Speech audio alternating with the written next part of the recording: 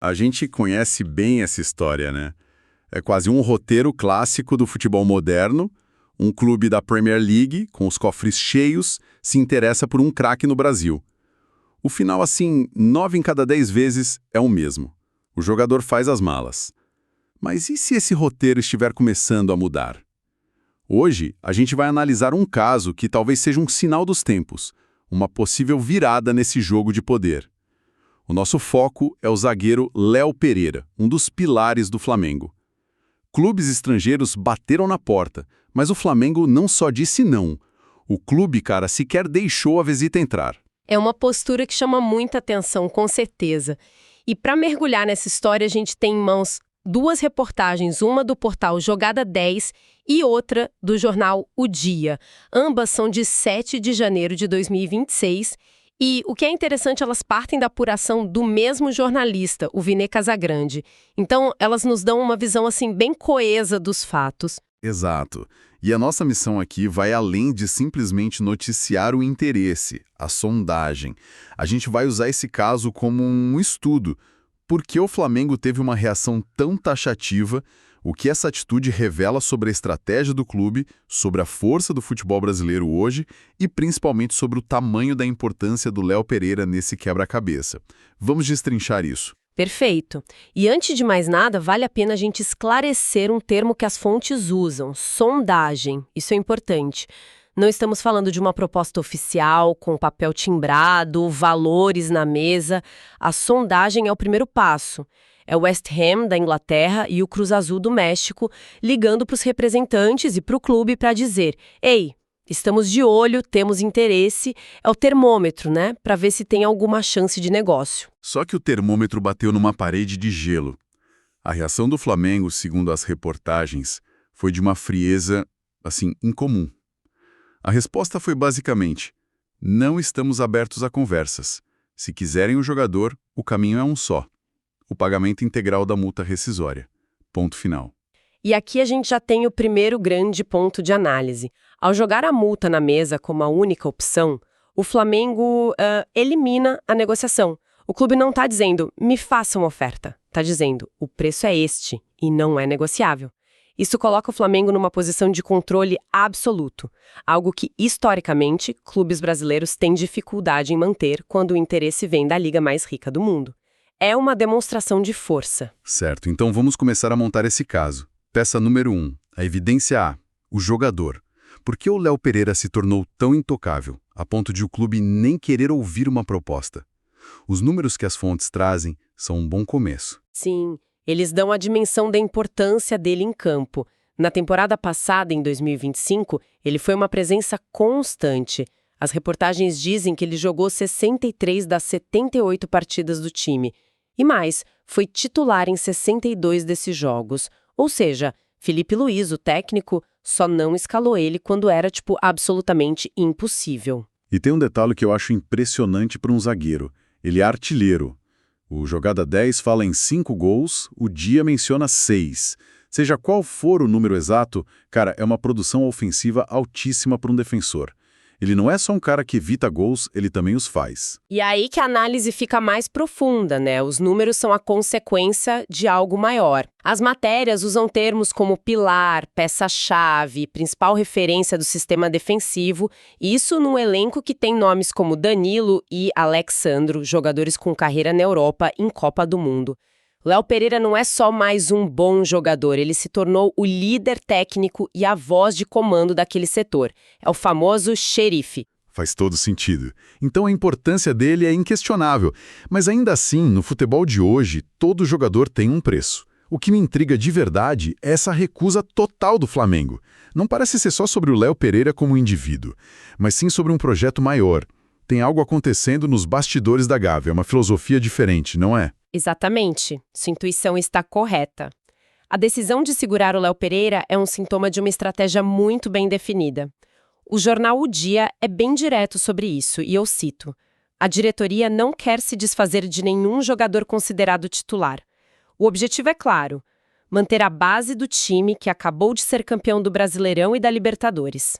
Ou seja, é uma mentalidade de time europeu.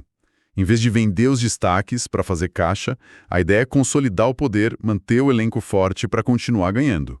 É uma inversão da lógica que a gente se acostumou a ver no Brasil. É uma mudança de paradigma.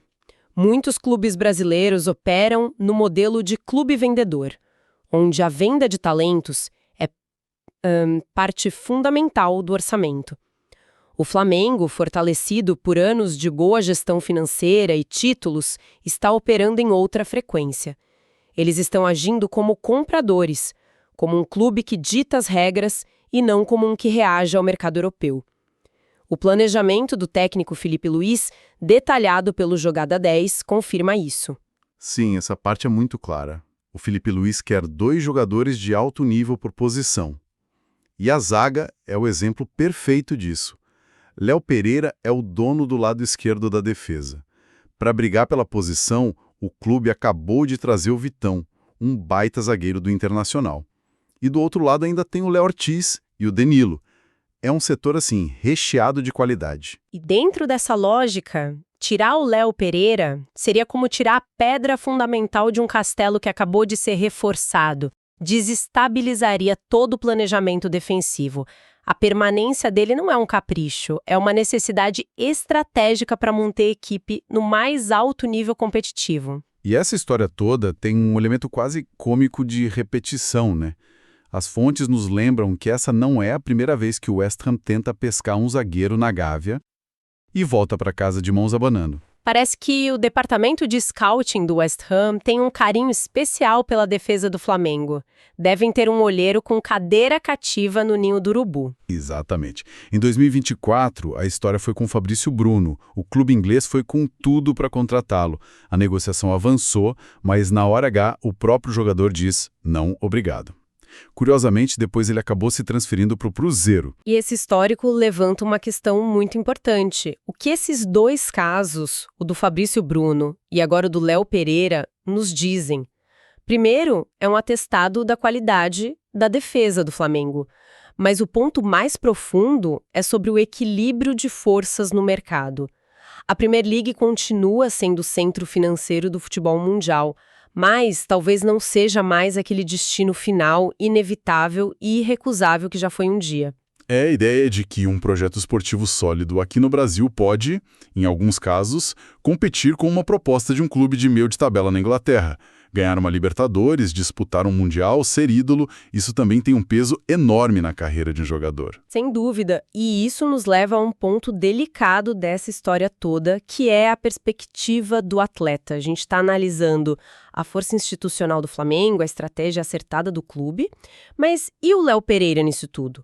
Um jogador no auge, aos 30 anos, recebe um chamado da liga que todo mundo assiste, é uma oportunidade de vida, financeiramente e profissionalmente. É uma tensão interessante, porque a decisão do Flamengo, que é ótima para o clube e para a torcida, essencialmente fecha uma porta importante para o jogador, sem que ele tenha sequer a chance de analisar a proposta.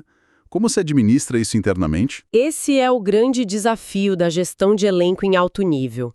Manter um atleta desse calibre, que acabou de ver uma chance de ouro ser barrada na porta, completamente focado e motivado, é uma arte. Exige muita conversa, um projeto muito convincente e, claro, um reconhecimento financeiro à altura aqui mesmo. Essa é a batalha silenciosa que acontece longe das manchetes. E para entender por que o Flamengo compra essa briga, porque faz tanto esforço para mantê-lo, a gente precisa olhar a história do Léo Pereira no clube. Ele não é um sucesso recente. Ele foi contratado lá em 2020 e construiu uma trajetória, assim, impressionante. Ele se tornou parte do DNA vitorioso do Flamengo nesta última década. Os números totais que o Jogada 10 levanta são a prova disso. 280 jogos pelo clube. E, de novo, o dado dos gols. 17 gols marcados, sendo zagueiro. É uma marca de centroavante reserva em muitos times. Mostra como ele é uma ameaça constante na bola parada, uma arma tática a mais. E quando a gente olha a galeria de troféus dele, aí a gente entende o status de inegociável. A lista é absurda. É, praticamente um gabarito do futebol sul-americano. Vamos lá, a lista que as fontes trazem. 4 estaduais, 2 campeonatos brasileiros, 2 Copas do Brasil, 2 Supercopas do Brasil, uma Recopa Sul-Americana e, o mais importante, 2 Copas Libertadores. Uau! Visto assim, ele não é só um jogador do elenco. Ele é um patrimônio do clube. Exatamente. Vender o Léo Pereira não seria apenas perder um zagueiro titular. Seria vender um pedaço da história recente e gloriosa do clube. Seria passar a mensagem de que essa era de domínio pode ser desmontada peça por peça. E é contra essa mensagem que a diretoria está lutando. Eles não o consideram apenas um ativo, mas um símbolo. E símbolos, como a gente sabe, não costumam ter preço. Perfeito. Então, para a gente passar a régua em tudo que a gente conversou e amarrar essa análise. O primeiro ponto é o fato em si. Léo Pereira, um dos zagueiros mais importantes do país, na mira do West Ham, da Inglaterra, e do Cruz Azul do México. O segundo ponto, e o mais revelador, é a reação do Flamengo. Uma recusa imediata e total a qualquer tipo de negociação, impondo a multa rescisória como única condição. Uma clara demonstração de poder e da importância vital do atleta para o projeto. E por fim, o contexto maior. Essa atitude não é um caso isolado. Ela se encaixa numa estratégia deliberada de consolidação de um elenco campeão, invertendo a lógica do clube vendedor. E o histórico com o mesmo West Ham, no caso Fabrício Bruno, sugere que estamos vendo não apenas uma decisão pontual, mas talvez o início de uma nova dinâmica de poder no mercado da bola. Ótimo resumo. E como um pensamento final para quem nos ouve, eu volto àquela tensão que a gente discutiu. As reportagens contam a história da perspectiva do clube, da estratégia, da força institucional. Mas a reflexão que fica é sobre o lado humano. O futebol globalizado criou um cenário onde o sonho da maioria dos jogadores sul-americanos é a Europa. A decisão do Flamengo, embora seja um marco de sua força, desafia diretamente esse sonho. A grande questão que esse caso deixa no ar é: como os grandes clubes brasileiros, em sua nova posição de poder, vão equilibrar sua ambição institucional de ganhar tudo com a ambição pessoal de seus atletas de estarem na vitrine mundial? Gerenciar essa equação será talvez o maior desafio para que essa mudança de poder no futebol seja sustentável a longo prazo.